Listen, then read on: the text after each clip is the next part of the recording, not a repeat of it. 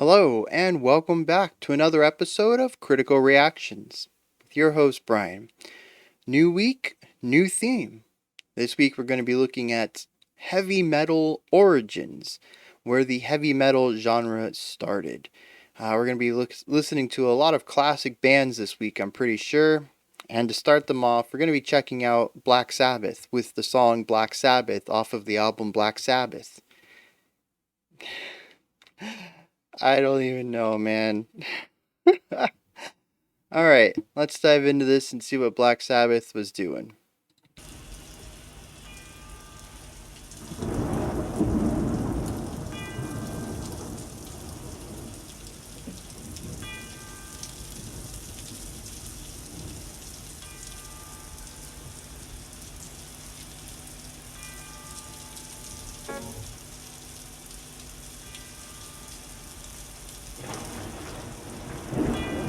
A Rogue guitar hit?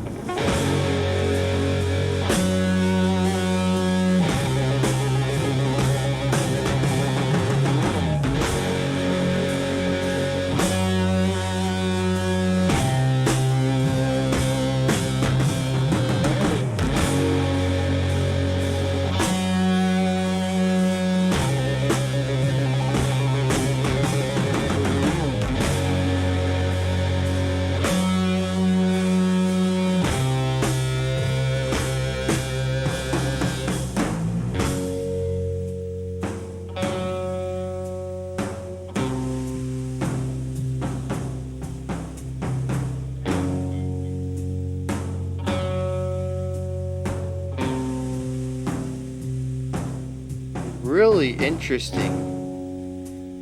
We occasionally get a snare rattle.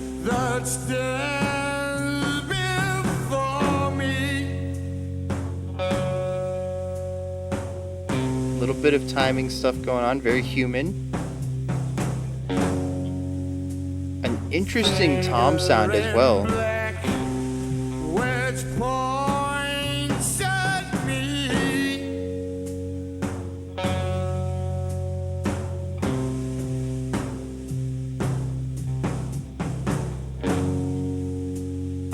Turn around quick and start to run.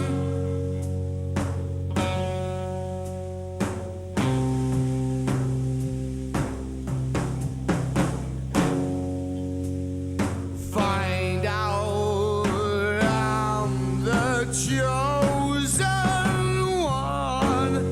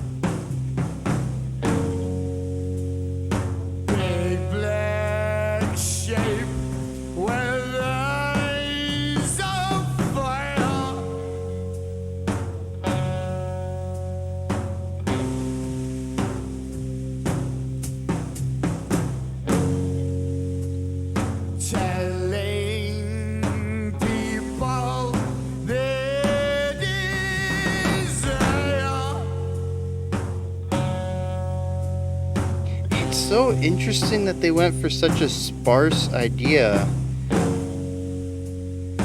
I'm gonna have to save it all for the analysis. I have so many thoughts.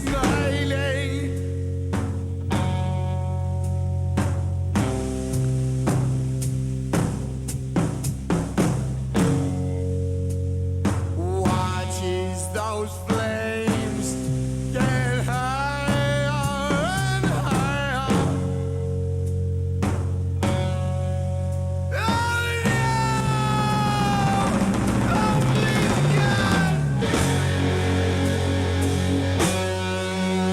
a hair bit of rushing on that tom roll.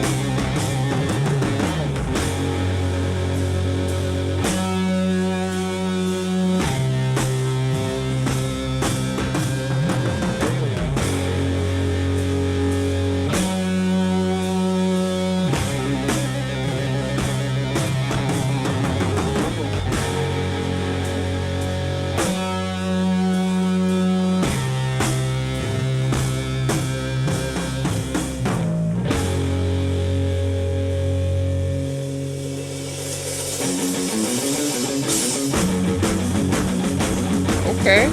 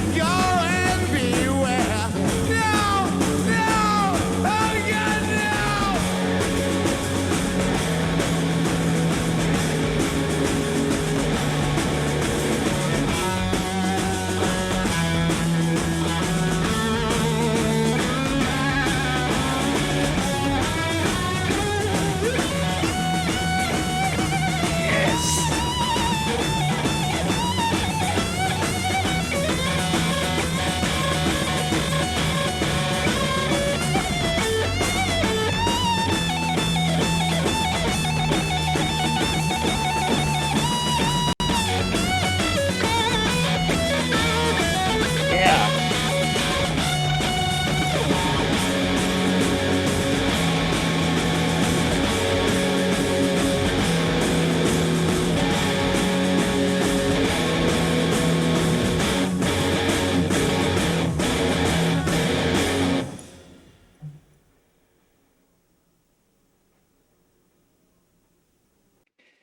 So interesting, especially coming at that from my point of view.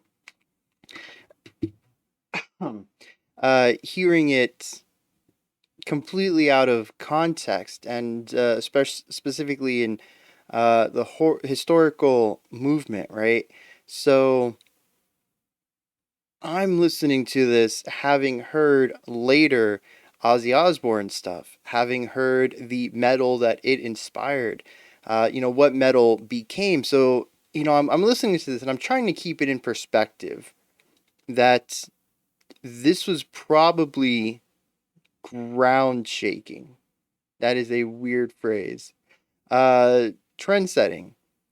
This was probably really shaking up what music was doing at the time, especially I think this was around the time or just after hard rock, um, and so I'm trying to think of what Zeppelin and why am I blanking out on major hard rock bands right now? We just checked them out like a couple months ago. What those bands though, what they were doing with their music and how they were sort of blending a heavier sound with the bluesy stuff and trying to interpret, it's how we got from that to heavy metal and sort of the lineage there. It's just like I said, really interesting to come at this from the opposite direction rather than having been there and feeling how things were evolving, looking at it retrospectively and trying to place it in history to sort of get a glimpse of that context, despite me not even having been alive at the time. But then also, listening to this and thinking, oh, that's interesting. This other idea, might have come from this, or, we can see an evolution of how this ended up going from here. Um, it's really, that's one of my favorite things about listening to this older stuff. Yes, I lack the context for it, and you guys do a phenomenal job. Hit me up in the comments. I was there when this album dropped. This is what my friends and I were thinking. Our minds were blown. This is what was going on at the time. Like, you guys are fantastic for kind of giving me that secondhand experience of some of these older tracks when they came out, and how they were shaking things up and changing the musical landscape at the time. But my reaction to a lot of this is, trying to place how things came from it, because that's what I know. I know the modern stuff. Um, so it's very cool that I get my perspective and you guys give me your perspective. I kind of get a larger idea of its importance, especially when we look at huge bands like this, bands that really changed where music was going. So let's dive into what's going on here. There's really two ideas, kind of three if you want to break up the ending into um, the driving bridge into the solo. I can respect that. I kind of view it as just the antithesis to the beginning. The beginning, we go through a verse, chorus concept, and both verse and chorus have the identical musical components for the most part. Our guitar riff doesn't change. We do change up the timbre. We go for more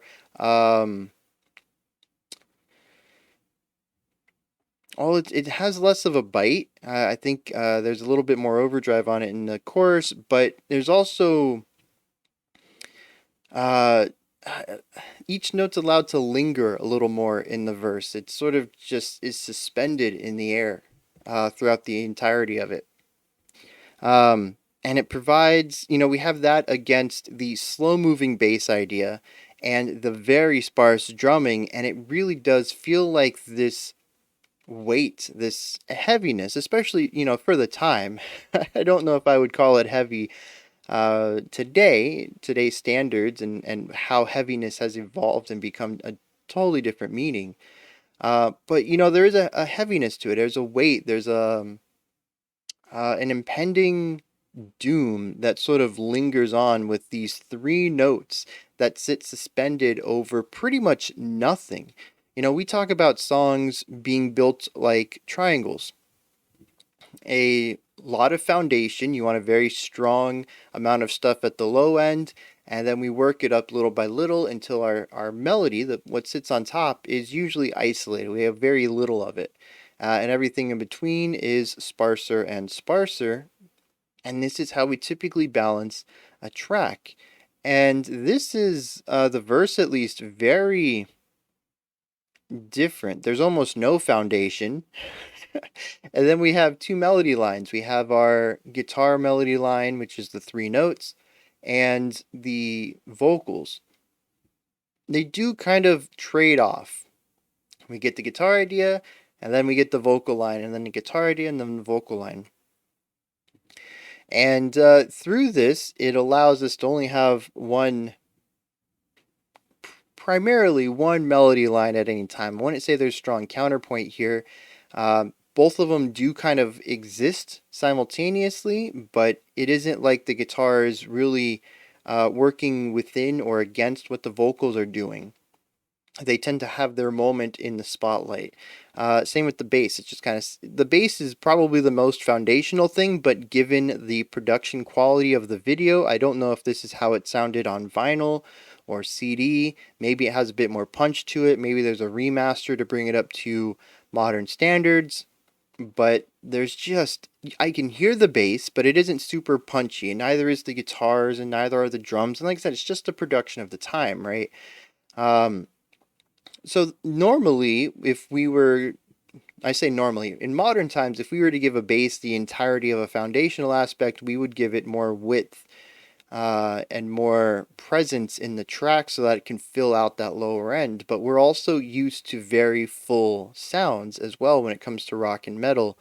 Um, and it's very possible that it's just my modern ears not having enough experience with this production style, but I do think the bass should have had a little bit more volume to it, a little bit more width, just a little bit more touch in the sound characteristics of it to help fill that space in. However, at the same time, like, I totally understand the purpose of it too, which this section is designed to feel empty, I think. Like I mentioned, we have this guitar line that's suspended over nothing. If we think about that in physical terms rather than auditory terms, nothing just hangs. That is a supernatural thing for someone to levitate.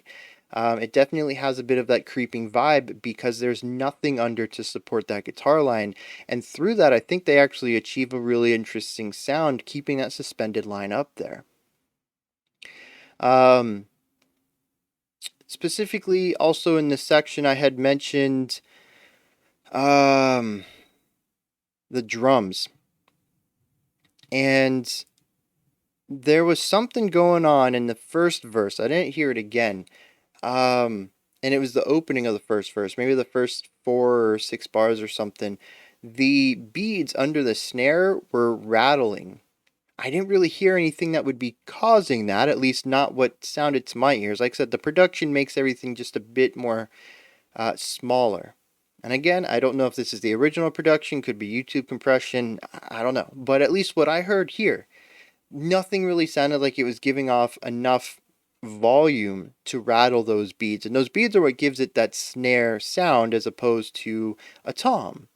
Um, it's that rattle element of the snare. And you can actually loosen the string that the beads are on. It relaxes and sits beneath the bottom drum head, I think, and you don't get the rattle. There's actually a little thing you can turn off the snare sound. Um, but yeah, so it was rattling those beads. It was giving this rumble almost at the beginning of the track that felt very ominous, but I don't know if it was intentional. Primarily because there's a lot of unintentional things going on in here. We'll get to the chorus in a second, I promise.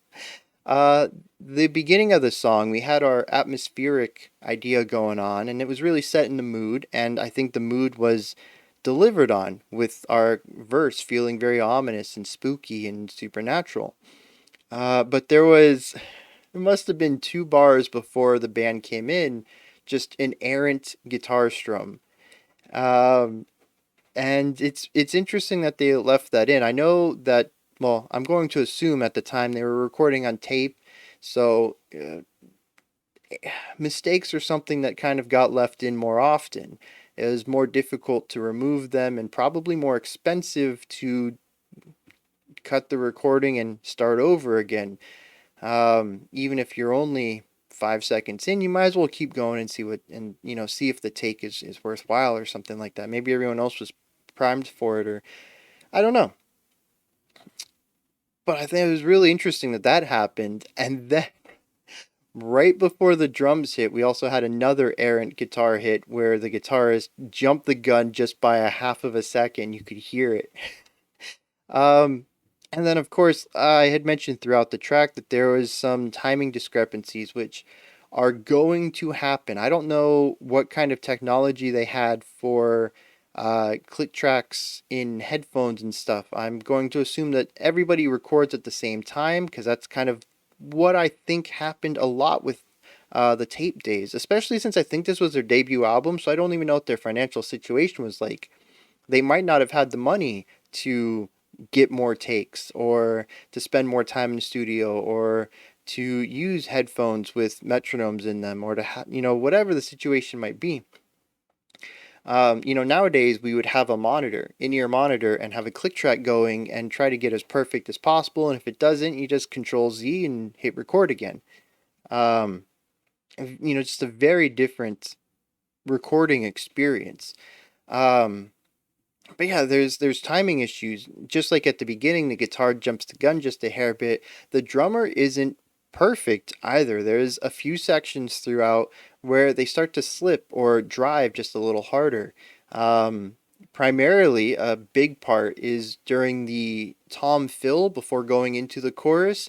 Always rushes it. Both times that this happened, they rushed it and ended up having a pocket, and it was like a beat and a quarter of space before the chorus. And they would have this real big snare run and then a moment of silence before coming in on the downbeat of the chorus.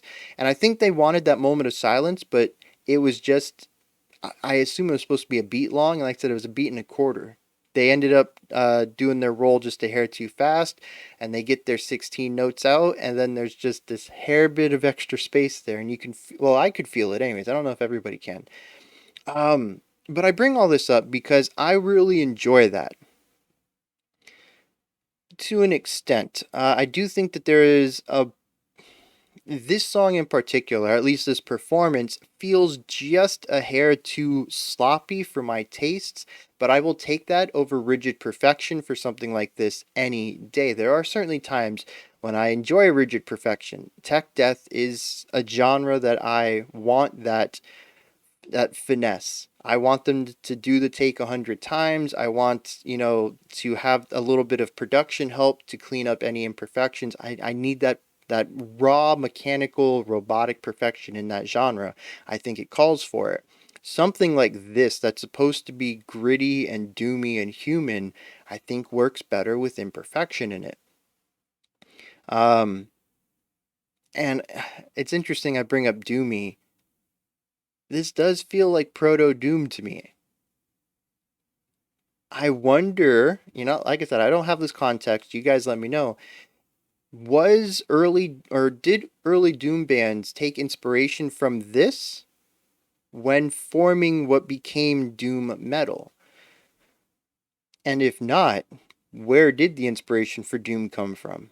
Was Black Sabbath inspired by something else or another band that was doing something similar to this with this really down tempo, spacious, heavy playing? Anyways, back onto the timing thing stuff though. Yeah, so the drums are occasionally rushing. During the slower parts, like I said, if you don't have a click track in you, it's going to be really difficult to keep this. The song was probably, I mean, it was double digit BPM. We're not even talking something that is at a moderate pace. This is just a very slow track, and to keep that time, you would have to just have a perfect internal metronome.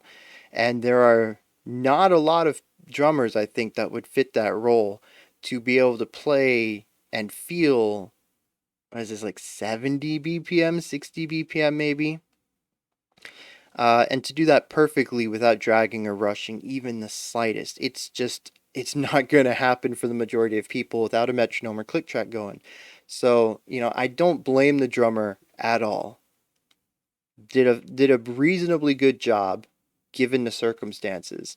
Plus, like I said, it adds that human aspect to it that I just really enjoy in this type of music. Um, and we can hear this in the guitar and bass as well. I mentioned the guitar jumps the gun a couple of times. Um, Once we hit the faster section and the tempo picks up, everything sort of stabilizes. It really is just this slow part at the beginning that, I also don't know how much synergy the band had. I'm going to assume that they had written the music and played together for a while, probably talking 8 months to a year at least by the time, again, assuming this is their debut album. I don't exactly know. I think it is. Um, yeah, and there's no info here, so.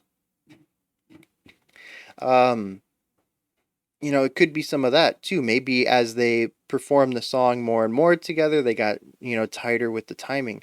But like I said, at least this performance, there's a little bit of timing things going on with everybody, except the vocal. I don't think there was a moment that the vocal stood out to me. I was like, oh, they came in a little late. They came in a little early. Um, but yeah, I want to point that out because I think it's an interesting topic, especially when we're talking about a song like this at this time period. Doom or any down tempo song is going to be difficult to keep time in the same way, but very differently than playing an extremely fast piece. It really helps to have that click track going. And I don't think that they had one in this situation. They were relying entirely on their own thing. And while we did have the hi-hat going on the drums through a lot of this to lay down double time, I think it's still it's still a difficult tempo to keep in time. And if the drummer is already playing a bit loose, everybody else is going to fall into that looseness as well. But again, don't think it detracts. I just think it's an interesting topic to talk about, and this track gave me an instance to do that. So after our intro and our verse, we go into the chorus, and the chorus is pretty much the same as the intro, except Where the vocals used to go back and forth with our guitar line, we now have a tom thing going on. So we have a pretty standard drum pattern, just kind of laying down the beat. Our guitar plays our three notes, and then the drums come in with a fill across mostly the toms, a little bit of the snare. Um, and this sort of creates our new back and forth between the guitar and the drums, but the forward momentum of the drums, because the guitars are still playing that same slower rhythm, the forward momentum of the drums helps this section feel like it's driving. It feels like it's heavier. It feels like it's a bit more reckless and out of control than our verse was, which is just very sullen and isolating in contrast. And it's interesting to move between these two extremes. I'm real interested to get into the lyrics to see what kind of lyrical themes we have that might have something to do with this bouncing back and forth between isolation and panic, of quiet, suspended eeriness and forward momentum and drive. And kind of see where all this kind of connects on that level. I really like the bass part here. I don't think it's too different from our verse, but it does have a little bit more momentum and a few more runs within it that allow it, to me at least, it feels like it's opening up a bit. The verse is very stifling. Everybody's kind of forced to play just a few notes. And while it works beautifully for building that atmosphere, it doesn't do a great job at showing what the basses can do. And maybe it's just because a lot of modern rock doesn't show, I say modern rock, but even like 90s rock had a hard, even 90s metal too, had a hard time showcasing bass work. So much so that bass players are kind of a joke in the rock and metal communities. I don't know how many people take that seriously, but you know, the bassist not doing anything and just there for the fame and the beer is kind of a running gag, whether it's just an in joke or something that people actually seriously hold an opinion. It's still something that permeates through the community. So, you know, there's always that part of me that wants more out of the bass. And the verse doesn't really call for it. So I don't want to say I wish there was more there, but I'm glad that the chorus allows the bassist to open up a little bit and showcase a little bit more, especially given what we end up hearing in the end, which we might as well get to that right now. We end up hearing some more bluesy elements out of our guitar solo, and you know, all that comes back to hard rock and jazz, which both have stronger bass presence and bass representation. Jazz, specifically hard rock, at least for the limited hard rock I've heard, mostly really showcases the bass. There's probably a couple of tracks we've listened to where the bass isn't as present, but for the most part, it feels like they took that aspect from jazz of giving the bass a little bit of spotlight and work to do. If nothing else, then walking the bass line, which is so much better than just playing the pedal note of a chord. I don't know how rock ended up on that. I would much rather rock have walking bass lines, but another universe, I suppose. So let's get to this final part. Our first half of the track is very single focused. There is one guitar line, one bass line, and a variation on it, one drum line and a variation on it, one vocal line, and that takes us probably through the first 4 minutes of the track. Although we also have the intro, which is probably a good 40 seconds. So either way, we have an extremely weighty front end of the track that takes up a majority of the time and takes its time getting anywhere. It's a very, like I said, down tempo track. We get to this ending though, and things pick up. First, we ramp up intensity just because everybody begins to play more frequently. Our bass shifts to eighth note. In fact, it feels like we go to the double time that the hi-hat pedal was showcasing earlier. As I honestly think, I don't think I mentioned this, I honestly think that hi-hat playing is actually the drummer being the metronome. Like I talk about metronomic playing, where the drummer primarily plays to keep time more so than to add rhythmic or melodic components to the song. But I think this was literally the drummer being a metronome. Like, I wonder if there was a version of this track that they tried without the hi-hats pedal, just to really keep it feeling slow, and they just couldn't get that going. They had timing problems all over the place. So they put that in there so that there's some sort of movement. That's why it's double time rather than what the tempo is, in order to have a more frequently hit beat so that they could play in time better. I'm not saying that that's necessarily what happened, but I could definitely see that being a scenario. Because the more I think about it, the more it is the only driving part through that verse, and it doesn't detract. It's almost quieted. All the cymbals are very pushed down in the EQ, or actually even just volume wise. They're not very loud at all compared to the tom and the snare. It's almost like they needed it to play, but they didn't want it in the music. And I wonder if that's why. I wonder if they attempted a version without it, and it was just too difficult to pull off without click tracks, which I don't know how feasible that was back then to do that in the studio.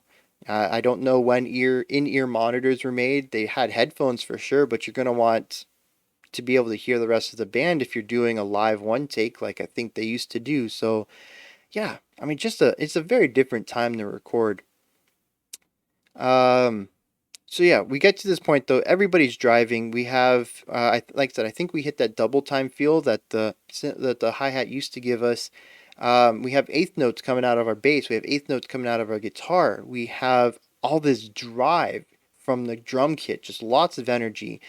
We've shifted to loud crash cymbals rather than primarily toms and the hi hat.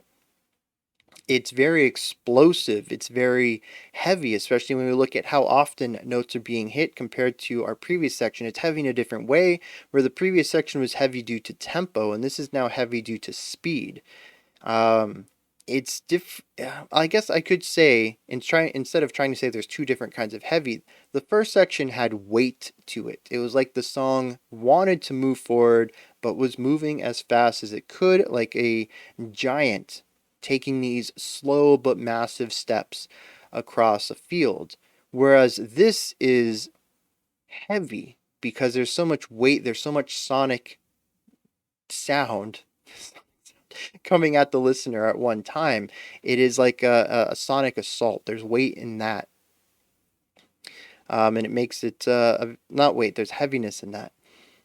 So yeah, I think that's a good differentiation between weight and heaviness. And this song does both of them extremely well. Um, and then we kind of set this section up a little bit. We do these riffs a little bit, allow the listener to understand, hey, we're at a new tempo. This is what we're doing. Give them time to get acclimated to it before our guitarist kicks in with a very bluesy solo. And I absolutely love this section. First of all, I love bluesy rock solos. Hard rock is a genre that is fine for me, but it's just a bit too old for my ears. And I don't I don't want to say that sounding like some young kid. It's just that for the most part, a lot of it sounds very, I don't want to say not palatable. It's just not my kind of music. I think that's the best way to put it. I don't know if I specifically have any objective things to say about it. It's just not something I enjoy listening to in my spare time. I absolutely don't mind listening to it if it's on the radio. I listened to, growing up in the 90s, my parents listened to the classic rock radio station, and we listened to 70s and 80s rock. So, like, I'm not. I don't hate the sound. It's just not something I'm gonna look for myself. However, I absolutely love hard rock solos. They are a refined, more digestible style of jazz solos. And that's not to say that all jazz solos are hard to understand or hard to listen to, but jazz soloing, especially improv soloing, tends to it tends to be the part that people have more difficulty listening to.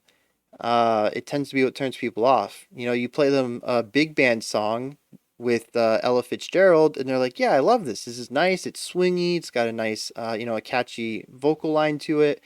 And then we get into 5 minutes or 6 minutes of soloing, and people tend to check out there.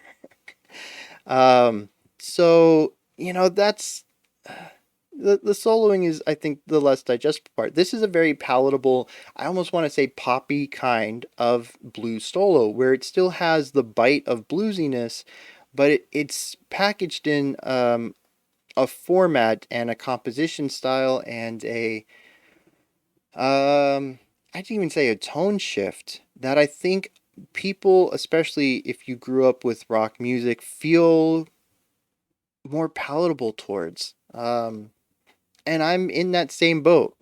I have to be in a specific mood to enjoy jazz. I do. It is not a genre that I typically listen to casually. And I don't want to say that, rock or metal is my junk food that I listen to and I don't want to think. That's not true. But jazz, there's very few jazz tracks or even shows that I would listen to just as background music.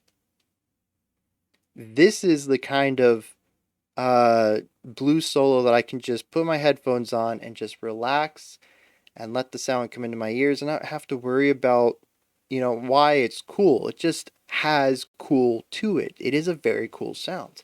And we hear that here. We have that real nice jazzy bite, the bluesy bite, and everything just sort of flows. It's a really nice story. I really want to focus on this. The flow in the guitar solo is so good. Each section leads into the next. And that leads into the one after it, and you can hear how we got to this part from the beginning. It's still sort of chunked up into phrases.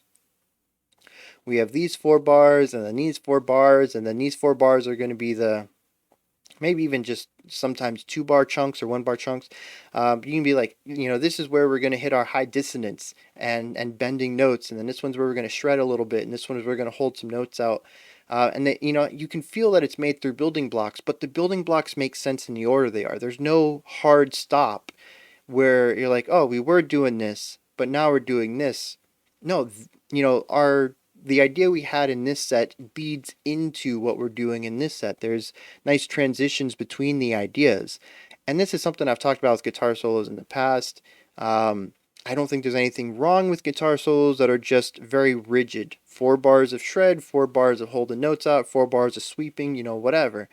I don't think there's anything wrong with that, but I really, really enjoy melodic flow. Maybe that's, my classical background. I don't know. I really like it when ideas move into each other and there's a fluidity to it. And the guitarist here nailed that 100%. He was able to showcase a variety of different techniques and utilize them in a way that made sense and told a narrative story through the music, where there was excellent use of punctuation, like periods and commas, to break up the different ideas and allow them to feel connected to one another. Um, and it's so good. And then that takes us to the outro, or just the end of the song.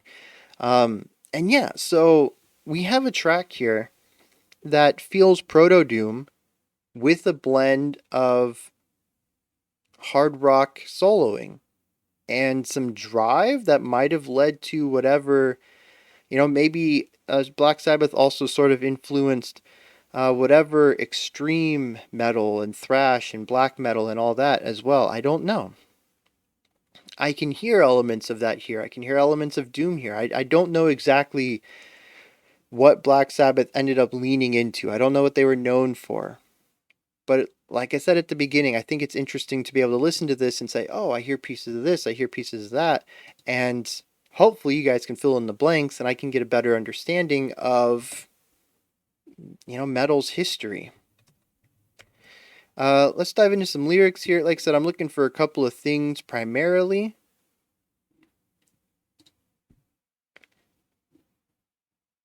There we go. I'm looking for a couple of themes primarily, but they don't necessarily need to be here. Verse 1. What is it that stands before me? Figure in black which points at me. Turn around quick and start to run. Find out I'm the chosen one. Oh no!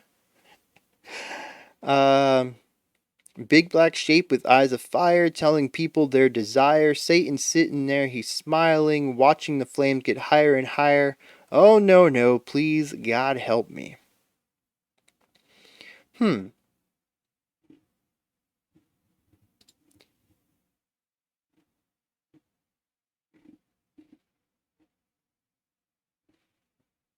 I mean, it's not metaphorical. It's very on the nose. There's a black figure that stands before our narrator, our protagonist, and points at them and tells them that they are the chosen one. We don't know what they're chosen for, and this person runs away and doesn't want that.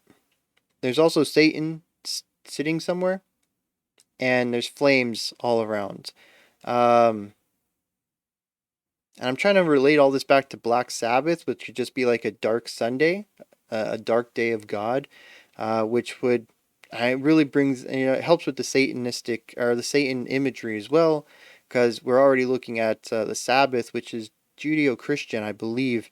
So we already have the idea of God versus Satan within our title. This is the dark Sunday, the dark, and I could be wrong on that, but I'm pretty sure Sabbath is Sunday. It's a day of worship.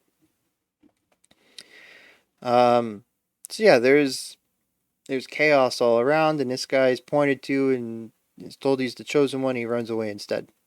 Is this the end, my friend? Satan's coming round the bend. People running because they're scared. The people better go and beware. No, no, please, no. So I don't think this is the chosen one, as in someone to be elevated, right? Not like our Hollywood chosen one figure, our Harry Potter or our Neo or whatever, where they're the ones chosen to save the day. I think that this is actually stated that they're the chosen one to be the next that's killed in this satanic slaughter. Because after being told they're the chosen one, they run away. And then flames are getting higher and says, "Oh no, God help me." Says everybody's running because they're scared and people better beware. Please no. So, I mean, yeah. Our first verse is about a black figure, which is probably frightening, standing in front of you, telling you you're the chosen one, and your immediate response is fear. There's definitely something supernatural going on here. There's something eerie. This person feels isolated. They've been singled out. Yeah, every bit of the verses, emotional aspects of what they're doing, not necessarily with chords or melody, but how the atmosphere is created and what tools they're utilizing here to create the sparse emptiness of the verse absolutely fit with what's going on in the narrative here. And then the outro is pure chaos, right? Satan's here, there's fire everywhere, people are running, and I assume people are dying. And it says, please no. So, yeah, bringing in a bit of a bluesy solo with a lot of energy and drive, doubling the tempo, all that fits with what's going on in the outro. Beautiful track, bringing everything together in the end. It is admittedly a bit slow for me. The second half definitely worked better for my tastes. I also am not a huge fan of the repetition, but I will give it a little bit of leeway, given that they were, paving the road for a new type of music here. I think this came out in 1970, so like I said, I'm not exactly sure what's going on here, but historically, what's going on here, but just the verse and the chorus being the same thing, but having a slight variation on our bass, drums, and guitar tone. I don't even think the guitar actually got to change up what it was playing like the bass and drums did. I think it just shifted tones. Um, it's a little anemic for me. There's just a little there's too little diversity going on between the verse and the chorus. Like I said, I appreciate it for what it's doing, and I'll give it some leeway for the time period, and it kind of being one of the first, if I'm understanding this correctly. But yeah, it's just not my cup of tea there. The second half is fantastic, but it all comes together because what they were trying to do with the first, and I believe what they accomplished with the first half of the track, and pairing that with really great, uh, well, not great lyrics, but lyrics that tell a story that fit well with what's going on. There's a simplicity to everything here that I think is actually kind of genius. It is not a song that wants to be or should be more complex. I do believe that you could tell the same exact story musically and lyrically with a more complex track. Um, but it wouldn't be the same as this. It wouldn't be Black Sabbath's Black Sabbath on the Black Sabbath album.